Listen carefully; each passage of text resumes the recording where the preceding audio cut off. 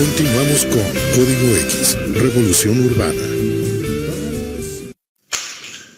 19:43, continuamos en Código X y le anunciábamos antes del corte publicitario. Vamos a hablar de un tema que ha ingresado en debate sin duda a nivel nacional a consecuencia de esta pandemia. La educación virtual, cómo implementar. Pero vamos a hablar con un especialista, con uno que conoce el tema. Ya nos acompaña el licenciado Daniel Gijena, docente universitario también, quien ha estado hace mucho tiempo impulsando lo que es la educación virtual, con quien vamos a conversar. Daniel, qué gusto realmente, buenas noches, ¿cómo estás? Muchísimas gracias, estimado Ever, muy buenas noches. Un cordial saludo para usted, un cordial saludo también para toda la masiva teleaudiencia de su prestigioso canal. Agradecerles por la cobertura y sobre todo por el interés pues de abordar este tipo de temáticas que son muy importantes para nuestro medio. Sin duda ha ingresado en debate, Daniel, el tema de la educación virtual. Hay rechazo en algunos sectores, fundamentalmente de organizaciones de padres de familia. ¿Se debe implementar esa educación virtual? ¿En qué niveles, por lo menos, Daniel?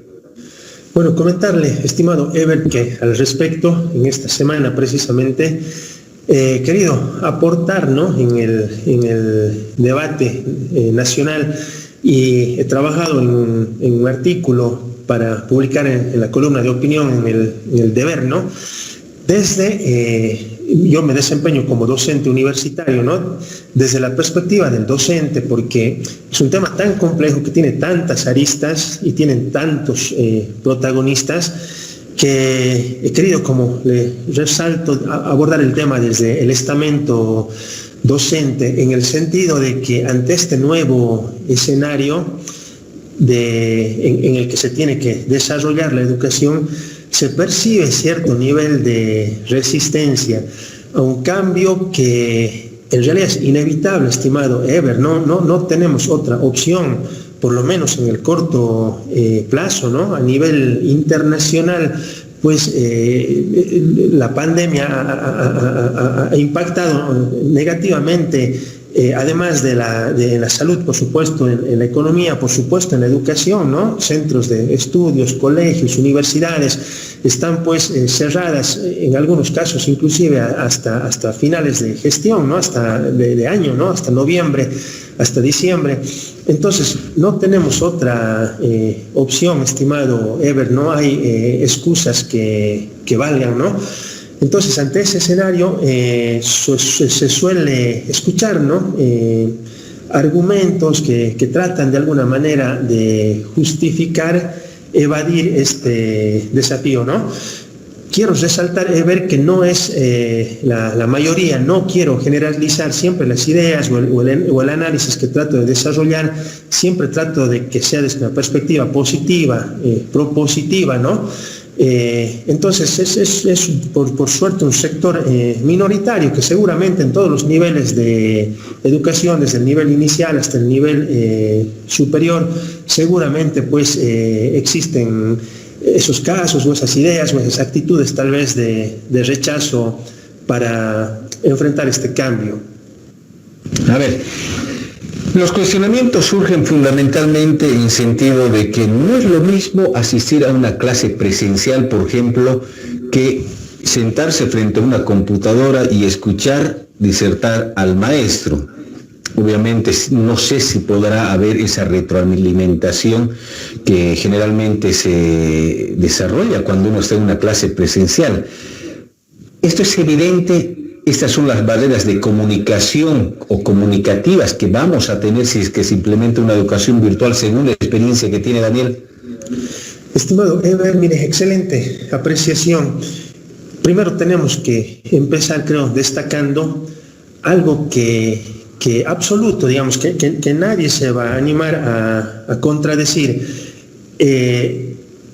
La educación virtual, la máquina, la tecnología nunca va a venir a reemplazar el trabajo del profesor, ¿no? El profesor le da pues ese toque humano, ¿no?, afectivo, esa interacción social directa entre los actores del proceso de enseñanza-aprendizaje, como es el profesor y los estudiantes, es irreemplazable. Estimado Ever, el peor error que pudiéramos cometer los educadores en este siglo XXI, en esta nueva era de la educación, es convertir a la tecnología en el centro del proceso de enseñanza-aprendizaje. Eso hay que dejar desde todo punto de vista claro, de manera contundente. La tecnología es simplemente pues un apoyo, un medio, una herramienta que a nivel global, estimado Ever, esta tendencia, esta corriente ya viene posicionándose en el mundo educativo. Más bien por el tema de la pandemia ha hecho que se agilice la implementación de estas herramientas en nuestro medio, ¿no? Entonces, en ese sentido, y teniendo en cuenta de que no podemos regresar al tema presencial, por lo menos en el corto plazo, por lo menos en los próximos 3-4 meses, por una cuestión de bioseguridad, por una cuestión sanitaria, no tenemos otra opción que movernos en el aprendizaje virtual. Y el aprendizaje virtual, estimado Ever, tiene medios, tiene herramientas, tiene mecanismos para trabajar objetivos educativos, para trabajar el desarrollo de competencias, ¿no? Mecanismos alternativos ante esta situación. Si entendemos, si entendemos la educación virtual como una simple transmisión de información, esa es una concepción equivocada de las personas. O sea, si simplemente el profesor se va a limitar a transmitir información, a entregar PDFs, a entregar PowerPoints, a entregar audios, a entregar videos tutoriales, no estamos entendiendo el fondo de la educación virtual. Para eso no deberíamos complicarnos la vida, para eso hace falta simplemente un WhatsApp o un grupo de Facebook, ¿no?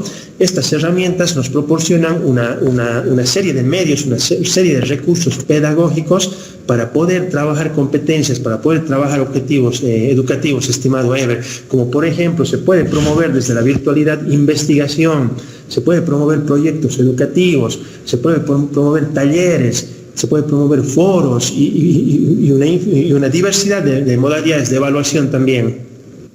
Sin duda son oportunidades que también nos abren las dificultades, más aún en esta temporada. Pero Daniel, ¿será que los docentes, y me refiero a docentes tanto, por ejemplo, de la formación escolar, primaria y secundaria, y también educación universitaria, por ejemplo, están capacitados para encarar una educación virtual en el país? Miren, Ever, yo pienso que ese es el punto crítico, ¿no? Ese es el punto de inflexión, porque ante una situación, ante un escenario de cambio, y especialmente un cambio drástico, profundo, de la noche a la mañana, que no lo esperábamos, para ser honestos, en el sistema educativo boliviano, y que genera alta incertidumbre, la única forma para enfrentar ese tipo de desafíos, para volver a recuperar, digamos, cierta estabilidad, cierta normalidad, desde mi humilde punto de vista, desde mi humilde análisis, la única herramienta, estimado Ever, es el conocimiento, es la capacitación, es el aprendizaje. Y sabe que este tipo de herramientas, estimado Ever, no son difíciles de utilizar. Ese es otro mito, digamos, otro prejuicio que tenemos que derrumbar. A veces creemos que este tipo de herramientas son, por ejemplo, del uso de informáticos, de ingenieros de sistemas. Para nada. Este tipo de profesionales están en otro nivel que nosotros en esta temática. Ellos crean, ellos producen estas herramientas. El resto de nosotros, estimado Ever, somos simples usuarios. Este tipo de herramientas las pueden utilizar en diferentes áreas de conocimientos, desde profesionales o educadores en áreas sociales, en ciencias exactas, en ciencias empresariales. Estas herramientas las utilizan a nivel global, desde profesionales, en el nivel inicial, en la primaria, en la secundaria, en la educación técnica, en la educación superior, en la educación formal y en la educación no formal. Estamos viendo profesores de temáticas artísticas, de deporte, de cultura, extraescolares, están utilizando también estas herramientas. No son difíciles de utilizar, estimado Ever. Es cuestión. Pero hay ese temor, ¿cree usted, todavía en la parte docente de formarse, de actualizarse? Es cuestión de actitud. definitivamente un cambio de paradigma, de pensamiento, ¿no? No se necesita, Ever, por ejemplo, en la Universidad Juan Misael Saracho, desde el año pasado nosotros ya utilizamos la plataforma Moodle. Es una plataforma ampliamente contrastada, validada, utilizada en los mejores centros de estudios del mundo. No se necesita hacer una maestría, Ever, no se necesitan estar 2 años, o no se necesita hacer una especialidad específicamente en el manejo de Moodle. Obviamente uno puede especializarse en tecnología educativa y hasta hacer un doctorado, ¿no? Pero para manejar una herramienta, estimado Ever, es más el miedo escénico, ese miedo al cambio, ese miedo a la incertidumbre. Un profesor que se concentre con actitud, y más en este periodo de pandemia que relativamente estamos en casa, tenemos cierta holgura, que un profesor se concentre una semana en aprender este tipo de herramienta. Ya le pongamos un poco más de tiempo, 2 semanas, 3 semanas, la maneja de manera fácil, se adapta, lo usa, es cuestión de práctica, no es algo complicado, estimado Ever. Por eso le hago referencia a que se utiliza en todos los niveles de educación, en todas las modalidades de educación también. Muy bien, Daniel, estamos con Daniel Gijena, docente universitario, hablando de este tema, cómo es la educación virtual. Un saludo para Fernando Romero también, quien nos está viendo, nos manda una pregunta, ¿no? Dice, a ver, si es que la educación virtual lo ve equitativa en la actual coyuntura económica y social, seguramente hace referencia a las barreras que se ha puesto, ¿no? No mucha gente tiene internet, por ejemplo, o wifi en la casa. No mucha gente cuenta con una computadora portátil, por ejemplo, o un teléfono inteligente. Estas barreras, ¿cómo pueden superarse, querido Daniel? Mire, estimado Ever, yo voy a dividir el análisis en 2 partes. Primero, desde la perspectiva del docente, porque esa es una de las principales excusas que se escuchan, ¿no? Evidentemente, el estudiante tiene que incurrir en un costo, en un gasto, en comprar megas, eso es evidente, ¿no? Pero, por ejemplo, mire, el estudiante... Si hacemos un simple análisis costo-beneficio, el estudiante trabajando desde casa, considero que el ahorro de trabajar en casa es mayor al costo, ni siquiera yo le llamaría costo o gasto, a la inversión que tendría que destinar para adquirir megas, ¿no? El estudiante trabajando desde casa, por ejemplo, desde la universidad pública, un estudiante que viene de provincia, se está ahorrando para empezar el alquiler de habitación de su estadía, ¿no?